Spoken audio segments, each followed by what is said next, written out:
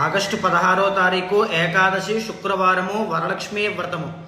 ఆ రోజున పెళ్ళైనటువంటి ప్రతి ఒక్క స్త్రీమూర్తి కూడా ఉదయమే తలస్నానము చేసి వరలక్ష్మీ వ్రతాన్ని యథాశక్తిగా ఆచరించిన తరువాత ఇంట్లో మీ యొక్క ఇంటి మొత్తానికి కూడా సాంబ్రాణి వేయాలి. అంటే దాల్చిన చెక్క, పచ్చకర్పూరము, లవంగాలు కలిపినటువంటి సాంబ్రాణి వేసి వ్రతము పూర్తయిన తర్వాత అమ్మవారికి పెట్టేటువంటి నైవేద్యం సమయంలో ఈ యొక్క కొద్దిగా ఆవు పాలు, కొద్దిగా తేనె, ఏదైనా ఒక పళ్ళు నైవేద్యంగా పెట్టి నేను పైన పెట్టేటువంటి మంత్రాన్ని తప్పకుండా ప్రతి స్త్రీ 108 సార్లు జపం చేయండి.